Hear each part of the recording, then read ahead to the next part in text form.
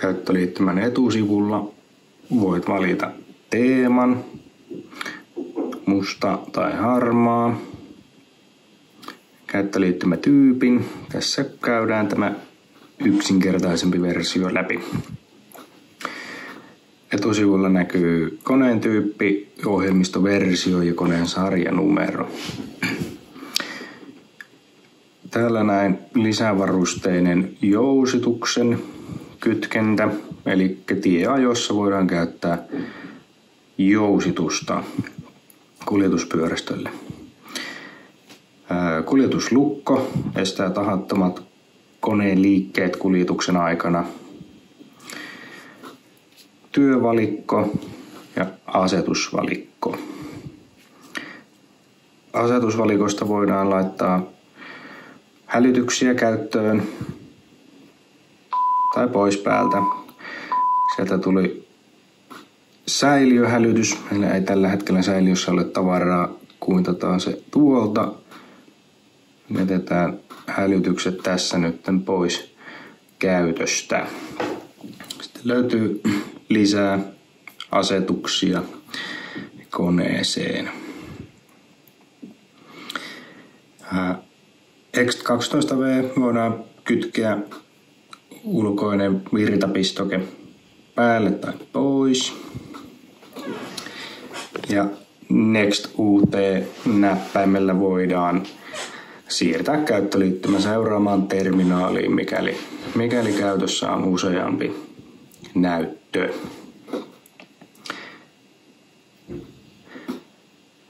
Työnäkymästä vasemmalta ylhäältä löytyy 4 kappaletta pinta-alamittareita. Painamalla näppäintä aukeaa valikko, josta nähdään mitattu pinta-ala, työaika sekä kylvetyt tuotteiden määrät laskennallisesti.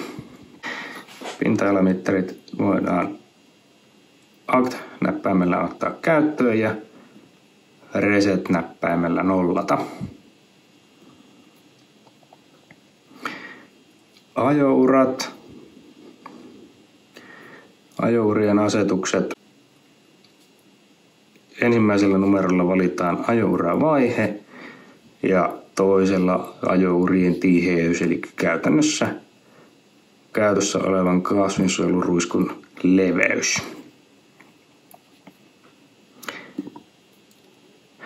Ajourat kytketään käyttöön painamalla ajouranäppäintä, jolloin kuvake muuttuu keltaiseksi.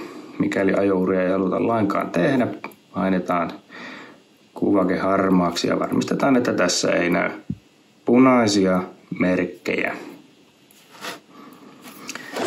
Ajouravaihetta voidaan pienentää ja kasvattaa myös näillä Next ja Previous-näppäimillä. Ajourat muodostuu puolivälissä, eli tässä tapauksessa vaiheessa 4. Täällä on merkkarit, vasen, oikea.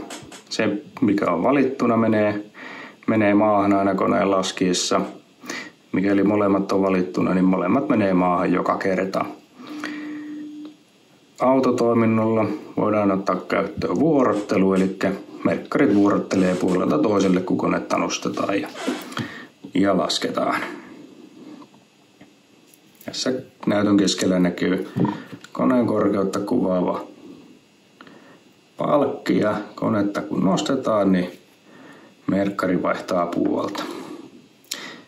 Mikäli käytetään ritsitoimintoa, niin ajouravaihetta seuraavalla vedolla molemmat merkkarit menee alas.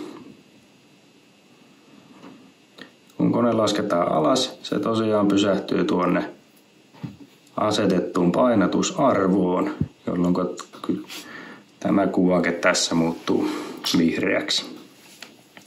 Painatusta voidaan kasvattaa ja vähentää näillä plus- ja miinuspainikkeilla. Painatuksen arvo muuttuu myös vaihtamalla profiilia. Näytön keskellä näkyy nopeus, akselivahdit ja säiliövahdit. Profiilia vaihtaessa voidaan muuttaa myös samalla lannoite- ja siemenmäärää, mikäli käytössä on sähköinen säätö.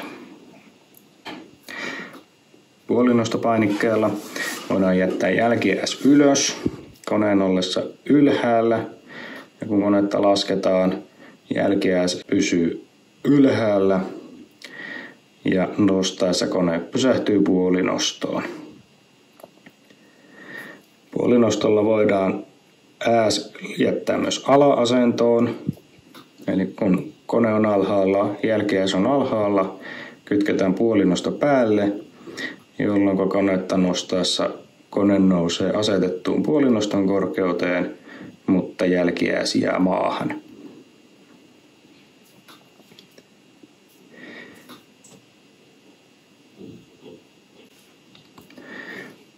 Tolppanostolla konetta nostaessa ainoastaan merkkari nousee.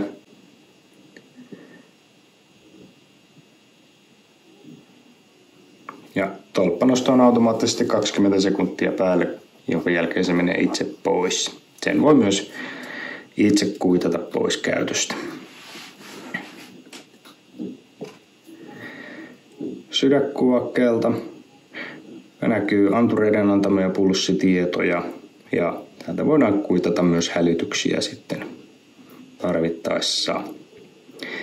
TC Geo-näppäimellä löytyy isobustoiminnallisuuksiin liittyviä, kuten lannoitteen ja siemenen karttapohjainen määränsäätö sekä koneen geometriat.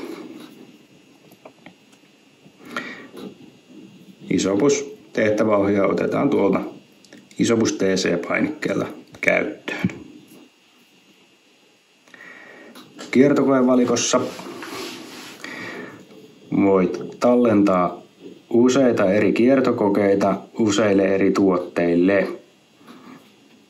Voit myös nimetä haluamasi tuotteet. Kiertokoetta tehdessä asetetaan ensin ratearvo karamoottorille. Suuremmille kylvömäärille suurempi arvo, pienemmille pienempi arvo. Valitaan muistipaikka, mihin kiertokoe tehdään, painetaan KAL ja kierretään maapyörää haluttu määrä. Se voi olla joku muukin kuin aaria vastaava määrä.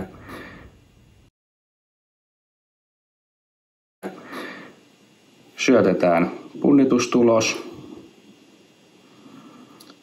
Painetaan OK ja kone säätyy sen mukaan. Kiertokoe on hyvä varmistaa toisen kerran. Piensiemenelle tässä tapauksessa ei ole sähkösäätöä, mutta kiertokoetulokset voi tänne tallentaa raportointia varten, jolloin kylvetyt määrät esimerkiksi tallentuu muistiin. On tärkeää muistaa valita oikeat kiertokoearvot aina kulloinkin käyttöön. Profiilivalikossa kullekin lannoitteelle, siemenelle voi määrittää kylvettävän määrän sekä painatusarvon. Puolinoston arvoa voidaan muuttaa täältä, eli kuinka korkealle kone puolinostossa nousee. Pienemmällä arvolla kone nousee korkeammalle. Esimerkiksi tähän kolmanteen profiiliin voidaan muuttaa painatuksen määrä vähän pienemmäksi. Noin. Ja lannoitemäärä vähän pienemmäksi myös. Ja täältä päästään takaisin kylvövalikkoon. Kuljetusajossa on hyvä palata päävalikkoon, jolloin voidaan laittaa kuljetuslukko ja lisävarusteinen jousitus päälle.